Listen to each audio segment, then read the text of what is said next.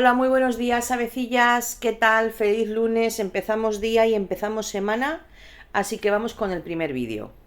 Dice el Confidencial que Jordi González confirma en Tardear su primer proyecto televisivo. Bueno, todos sabemos que estuvo muy enfermo, que se fue de viaje, que contrajo una enfermedad, que estuvo muy malito y bueno, al final sufrió una bronconeumonía bilateral. Esto le llevó a estar 3 semanas en coma.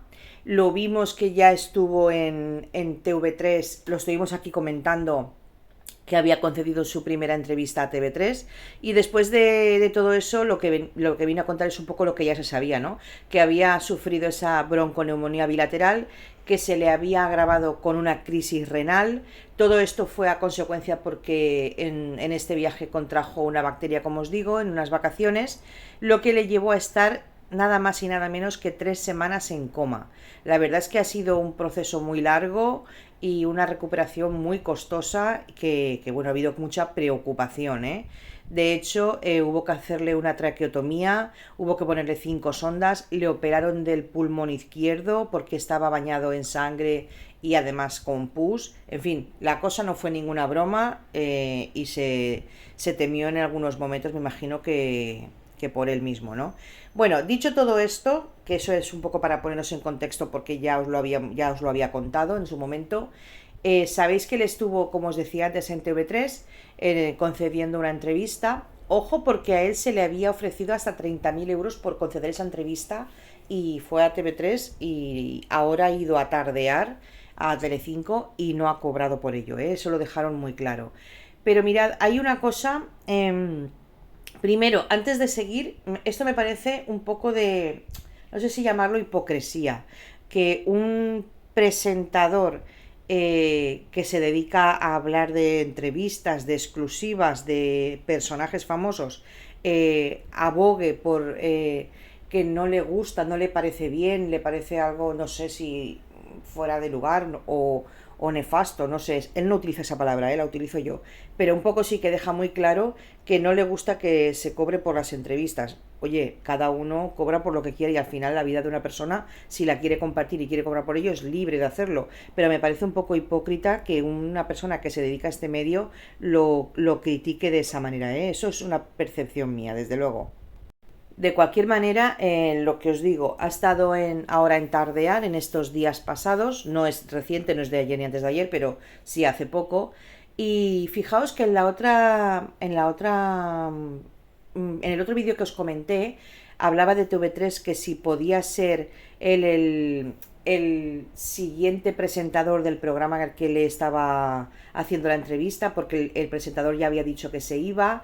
Él se había dejado bastante sobre el ambiente, que no estaba a gusto en De Corazón con su compañera Ana Igartiburu. Ya sabemos que allí no va a volver, de hecho es otro compañero, ya ha empezado con Anne.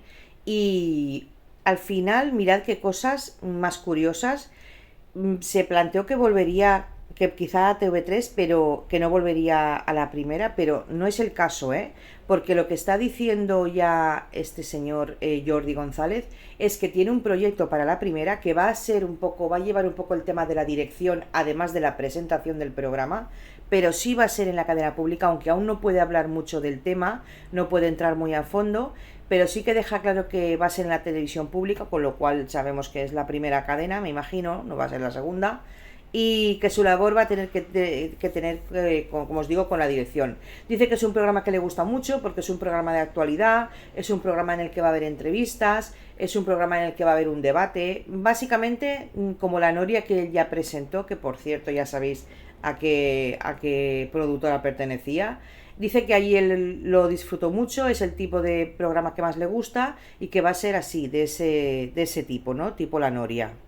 Precisamente por eso os digo que me parece un poco hipocresía el que sea uno de tus favoritos, de lo que has trabajado en televisión, La Noria, que sabemos un poco de qué iba, que vayas a hacer otro similar y que al mismo tiempo te estés criticando a las personas que están vendiendo su vida de alguna manera para que tú luego en tu programa puedas comentarlo. Me parece un poco hipócrita, la verdad. Pero bueno, eso ya es una percepción mía. De cualquier manera, como os digo, Si en un momento se pensó, se pudo pensar que iba a irse a TV3, parece ser que la cosa no va por ahí, que se queda en la primera, pero eso sí, no con De Corazón, no con Ana Igartiburu y no con ese programa que bueno, que parece ser no había feeling entre ambos. De cualquier manera, yo os digo una cosa.